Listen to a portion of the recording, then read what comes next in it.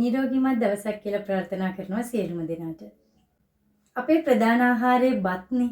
එතකොට බත් කනකොට අපි තෝරගන්න ඕනේ හාල් වර්ගයේ මොන වගේ වෙන්න ඕනේද කියලයි අද අපි කතා කරන්නේ. හාල් වල කැකුළු හාල්, තඹපු හාල් කියලා කොටස් දෙකක් තියෙනවා.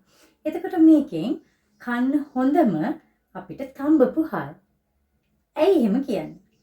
තඹපු හාල් වල අපේ ඇඟට සීනි උරා ගන්න තියෙන හැකියාව අඩුයි.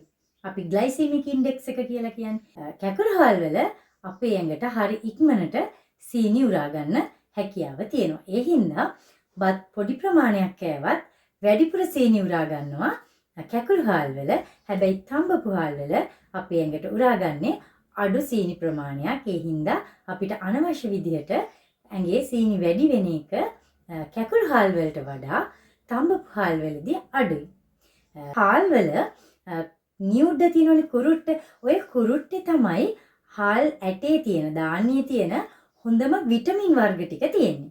ඉතින් එතකොට මේ අපි වී ඇටේ සුද්ධ කරනකොට මේ නියුඩ ගොඩක් ප්‍රමාණයක් අයින් වෙනවනේ. ඒ අයින් වෙනකොට අර හාල් ඇටේ වී ඇටේ මේ කුරුට්ටේ තියෙන විටමින් වර්ග ටික හාල් ඇටෙන් අයින් වෙලා යනවා. හැබැයි වී ඇටේ තම්බනකොට ස්වභාවිකවම අර පොත්තේ මේ නියුඩේ තියෙන විටමින් වර්ග ටික වී ඇටේ මැද්දට ගමන් කරනවා. එතකොට වී ඇටේ තම්බල ඉවර වෙලා වී කොටනකොට විටමින් වර්ග ටික වී ඇටෙන් අයින් වෙනවා අඩුයි. මොකද ඒක තම්බනකොට වී ඇටේ මැද්දට ගමන් කරලා තියෙන හින්දා. ඒ වාසියත් අපිට ලැබෙනවා තඹපු හාල් වලින් තඹපු හාල් වලින් බත් කනකොට. ඒ වගේම තමයි මේ අපි නියුඩු හාල් කන්න කියලා පුරුදු වෙලා ඉන්නවනේ රතු නියුඩු. එතකොට රතු නියුඩු විතරක් නෙමෙයි සුදු හාලෙත් නියුඩ තියෙනවා. අපි නියුඩු හාල් කිව්වහම අපේ ඔළුවට යන්නේ එකපාරට රතු හාල්නේ. මොකද ඒක අපිට පේන්න තියෙන දේ. එතකොට හාල් වල රතු නියුඩු වගේම සුදු නියුඩුත් තියෙනවා. ඔය දෙකේම අපිට ඕන කරන විටමින් තියෙනවා. හැබැයි රතු හාලේ විටමින් B බහුලව තියෙනවා. ඒ හින්දා තමයි ඔය ප්‍රසිද්ධ වෙලා තියෙන්නේ රතු හාල් තමයි නියුඩු හාල් කියලා. හැබැයි සුදු හාලෙත් නියුඩ තියෙනවා. ඉතින් මේ රතු හෝ සුදු නියුඩු දෙකම අර මම කිව්ව විදිහට තම්බනකොට ඒකේ තියෙන විටමින් ටික වී ඇටේ මැද්දට ගමන් කරලා අපිට විටමින් වර්ග ටික වී ඇටෙන් අයින් වෙන එක අඩු වෙනවා. කැකුළු හාලේදී එහෙම වෙන්නේ නැහැ. ගොඩක් දෙනෙක් දියවැඩියාව තියන අය නියුඩු හාල් කන්න කියලා කියන හින්දා පුරුදු වෙලා ඉන්නේ නියුඩු රතු කැකුළු හාල් කන්න. හැබැයි රතු කැකුළු උනත් සුදු කැකුළු උනත් කැකුළු හාලේදී අපේ ඇඟට සීනි උරා ගන්න තියෙන අවස්ථාව වැඩි. ඒ හින්දා ඔයා දියවැඩියාව තියෙන කෙනෙක් නම් දියවැඩියාවට අවදානම තියෙන කෙනෙක් නම් ඔයා ඒ වෙනුවෙන් හිතලා රතු හාල් කනවා නම් කන්න ඕනේ රතු තඹපු හාලක් කැකුළු හාල් නෙමෙයි.